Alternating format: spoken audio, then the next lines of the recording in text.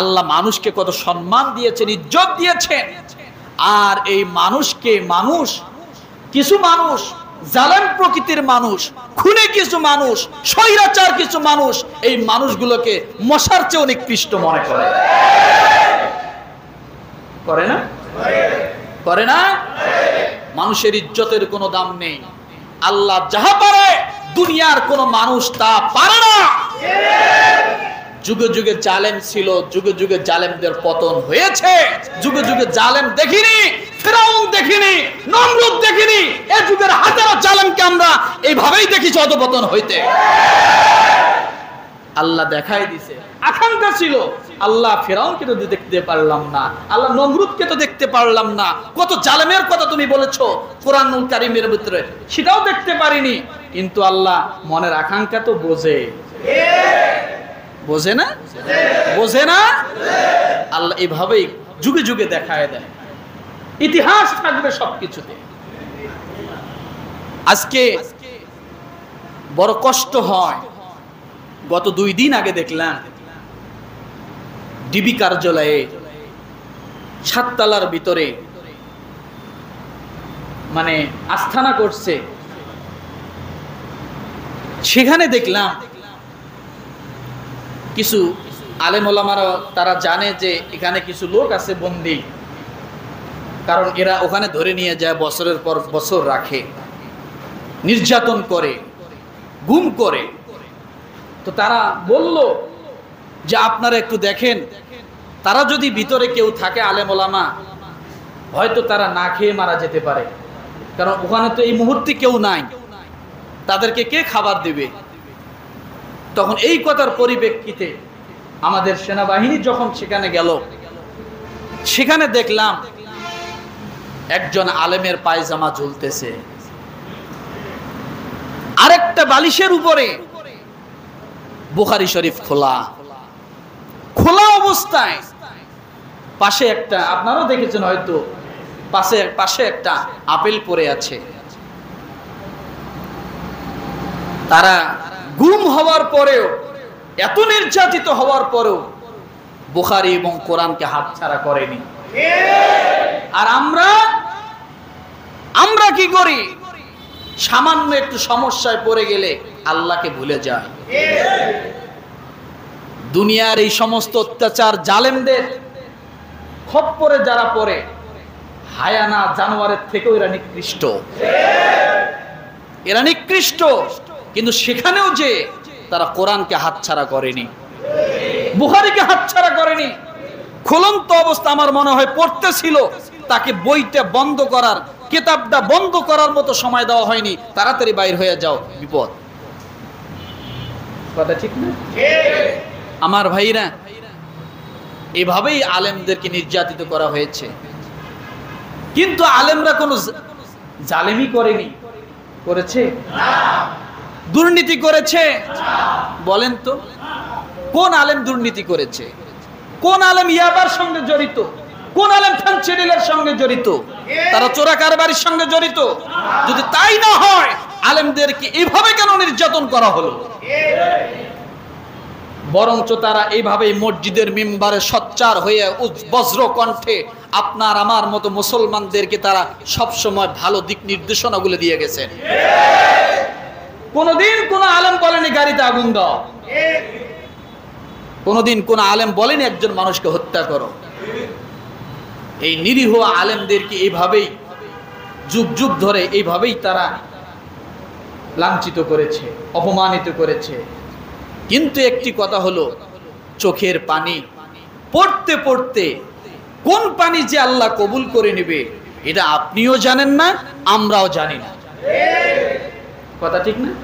এই জন্য মাজলুমরা দোয়া করেছিলেন, রব্বানা আখরিজনা মিন হাদিহিল ক্বরিয়াতিজ যালিমি আহলুহা ওয়াজআল লানা মিন লাদুনকা ওয়ালিয়া ওয়াজআল লানা মিন লাদুনকা নাসীরা। আয় আল্লাহ, আমাদের জন্য একজন অভিভাবক পাঠাও এবং আমাদের জন্য একজন সাহায্যকারী পাঠাও। আল্লাহ এভাবেই ব্যবস্থা করে দিয়েছেন। কাফেররা রসুলকে মক্কায় থাকতে দিলেন না, রসুলকে মারবেন। চতুর্দিক থেকে কাফেররা যখন রসুলকে ঘিরে রাখলেন, আল্লাহর নবী মক্কা থেকে মদিনার দিকে পথ রওনা করেন। কিন্তু যত সামনে অগ্রসর হয়, আল্লাহর নবী বারবার ফিরে ফিরে মক্কার দিকে তাকায়। কোথায় তাকায়? মক্কার দিকে ফিরে ফিরে তাকায়। ডাক দিয়ে বলে, মক্কা এটা আমার মাতৃভূমি। মক্কাকে রসুল কত ভালোবাসছেন যে মক্কার সঙ্গে বাইতুল মামুর আরশে আজিমের উপরে, আরশে আজিমের নিচে একটা মসজিদ রয়েছে, ফেরেশতারা ইবাদত করে, সেখানকার সঙ্গে ওই মক্কাতে আল্লাহ নবী কত ভালোবাসে। সেই মক্কায় যখন রসুল হজ করার জন্য আসলেন, মক্কাকে সম্বোধন করে আল্লাহর নবী ডাক দিয়ে বলেন, রে মক্কা, ও কাবা, তোমার কত সম্মান, তোমার কত ইজ্জত। সারা পৃথিবীর মানুষ, মুসলমানেরা তোমার দিকে আসে এবং তোমাকে বেষ্টন করে তাওয়াফ করে। শুধু তাই নয়, একজন যত গুনাহগার মানুষ হোক না কেন, সে যদি ইখলাসের সাথে তাওয়াফ করে আর যদি ওই যে আসওয়াদ পাথরের মধ্যে একটা চুমু দেয়, আমার আল্লাহ তাআলা সঙ্গে সঙ্গে তার জীবনের গুনাহগুলো মাফ করে দেন। এত দামি একটি ঘর, এত দামি একটি পাথর, সারা পৃথিবীর মানুষ সেখানে যে ইবাদত করে। পৃথিবীর সবচেয়ে সম্মানিত স্থান, যে স্থানের মধ্যে মানুষ প্রবেশ করলে আমার আল্লাহ নিরাপত্তার ওয়াদা দিয়েছেন। কিসের ওয়াদা দিয়েছেন? কিসের ওয়াদা দিয়েছেন? নিরাপত্তার ওয়াদা দিয়েছেন। ওই কাবা ঘরকে আল্লাহর নবী ডাক দিয়ে বলেন, রে কাবা, তোমার কত সম্মান, তোমার কত ইজ্জত। তোমার কাছে মানুষ আসলে নিরাপত্তা পায়, তোমার দিকে তাকাইলে জীবনের গুনাহ মাফ হয়, তোমার দিকে তাকাইলে সওয়াব হয়, তোমাকে স্পর্শ করলে জীবনের গুনাহ মাফ হয়ে যায়। ওরে কাবা, তোমার কত সম্মান আমার আল্লাহ দিয়েছেন। কিন্তু রে কাবা, আমি এই কথা বলতে পারি বলিষ্ঠ কণ্ঠে, তোমার মতো হাজার হাজার কাবা যদি, লক্ষ লক্ষ কাবা যদি তামাম দুনিয়া ভরে যায়, সাদা আসমান জমিন যদি ভরে যায়, তারপরেও যাররা পরিমাণ একজন ইমানদার মানবের যত দাম, এর থেকে বেশি দাম কোনোদিন তোমার হতে পারে না। আরো আসতে বলে, যাররা পরিমাণ একজন ইমানদার মানব, তার যত দাম, তার যত সম্মান, তার যত ইজ্জত আল্লাহ দিয়েছেন, এর থেকে বেশি তুমি নও। কালকে যাই বলেন সুবহানাল্লাহ। মিছিল করতে করতে গলা ভাঙ্গিয়ে ফেলছেন না নাকি?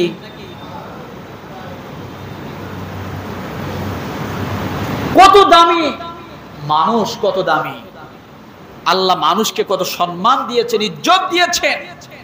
আর এই মানুষকে, মানুষ, কিছু মানুষ জালেম প্রকৃতির মানুষ, খুনে কিছু মানুষ, স্বৈরাচার কিছু মানুষ, এই মানুষগুলোকে মশার চেয়ে নিকৃষ্ট মনে করে। করে না? করে না? মানুষের ইজ্জতের কোনো দাম নেই। আল্লাহ যাহা পারে, দুনিয়ার কোনো মানুষ তা পারে না। যুগে যুগে জালেম ছিল, যুগে যুগে জালেমদের পতন হয়েছে। যুগে যুগে জালেম দেখিনি, ফিরাউন দেখিনি, নমরুদ দেখিনি। এই যুগের হাজারো জালেমকে আমরা এইভাবেই দেখেছি অধঃপতন হইতে। আল্লাহ দেখাই দিছে। আকাঙ্ক্ষা ছিল, আল্লাহ ফিরাউনকে তো দেখতে পারলাম না, আল্লাহ নমরুদকে তো দেখতে পারলাম না। কত জালেমের কথা তুমি বলেছো কোরআনুল কারীমের ভিতরে, সেটাও দেখতে পারিনি। কিন্তু আল্লাহ মনের আকাঙ্ক্ষা তো বোঝে। বোঝে না? বোঝে না?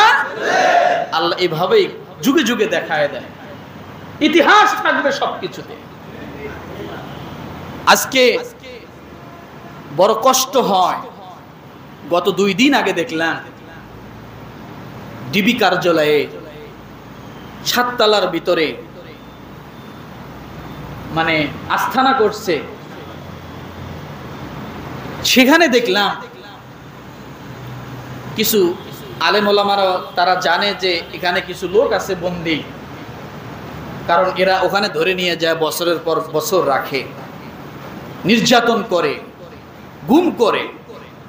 তো তারা বলল যে আপনারা একটু দেখেন, তারা যদি ভিতরে কেউ থাকে আলেম ওলামা, হয়তো তারা না খেয়ে মারা যেতে পারে, কারণ ওখানে তো এই মুহূর্তে কেউ নাই, তাদেরকে কে খাবার দিবে। তখন এই কথার পরিপ্রেক্ষিতে আমাদের সেনাবাহিনী যখন সেখানে গেল, সেখানে দেখলাম একজন আলেমের পায়জামা ঝুলতেছে, আরেকটা বালিশের উপরে বুখারী শরীফ খোলা খোলা অবস্থায়, পাশে একটা, আপনারাও দেখেছেন হয়তো, পাশে একটা আপেল পড়ে আছে। তারা গুম হওয়ার পরেও, এত নির্যাতিত হওয়ার পরেও বুখারী এবং কোরআনকে হাতছাড়া করেনি। আর আমরা কি করি? সামান্য একটু সমস্যায় পড়ে গেলে আল্লাহকে ভুলে যায়।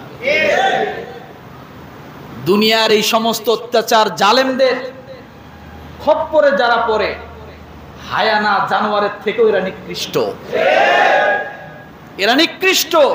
কিন্তু সেখানেও যে তারা কোরআনকে হাতছাড়া করেনি, বুখারীকে হাতছাড়া করেনি।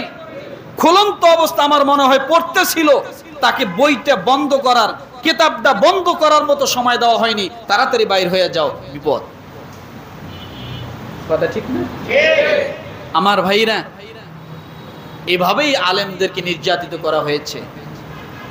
কিন্তু আলেমরা কোনো জালেমি করেনি, করেছে?